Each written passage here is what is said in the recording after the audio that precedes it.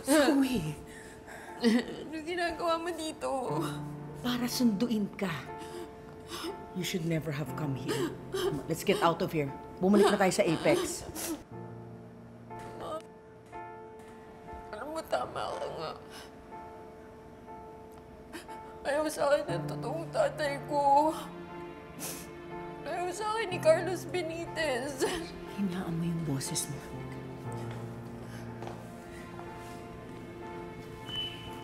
Kaya nga ayaw kong magkakilala kayo eh. Because I knew he would reject you.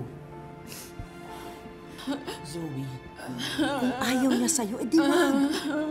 You can do without him. Huwag mo nang ipagpilitan ang sarili mo sa kanya.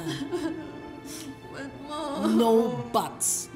Yan ang dahilan kung bakit ayaw kong magkakilala kayo. Because I knew he would reject you. Eh, bakit ka pa nag-set ng lunch ko? Alam mo namang i-reject niya ako.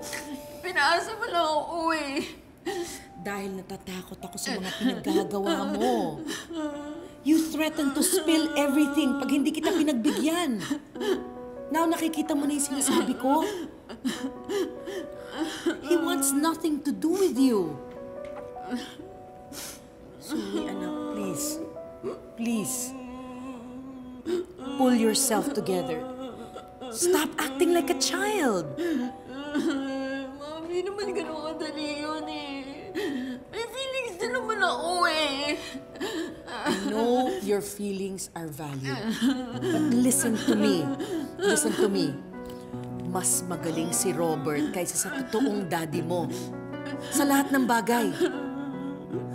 Mas matalino, mas mayaman, mas magaling. Nakatuntun ka na nga sa ibabaw ng kalabaw, bababa ka pa ba sa putik? Pag-isipan mo yan. Now stop crying and let's go. Come on. Come on.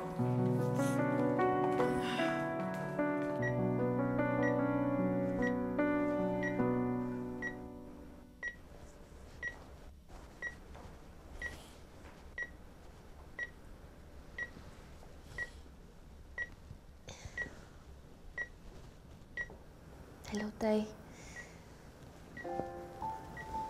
Kwentuhan ko lang po ulit kayo.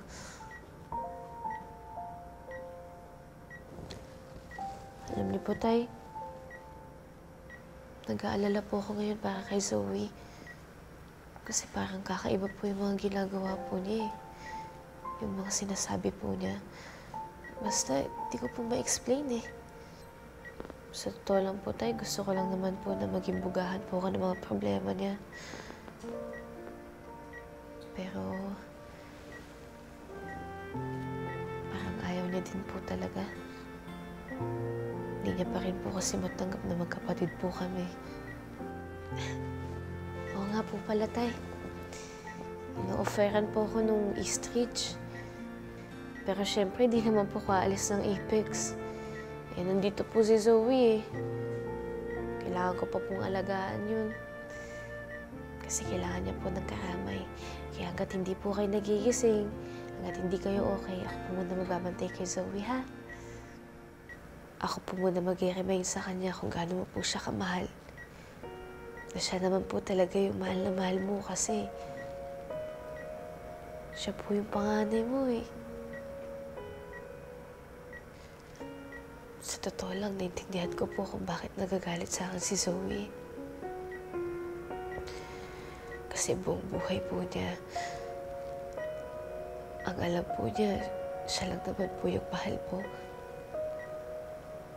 Na siya lang po yung anak mo. Tapos ito, bigla na lang po akong dumating sa buhay ninyo. Kaya isip niya po na may kahati po siya. Kaya naintindihan ko po talaga si Zoe.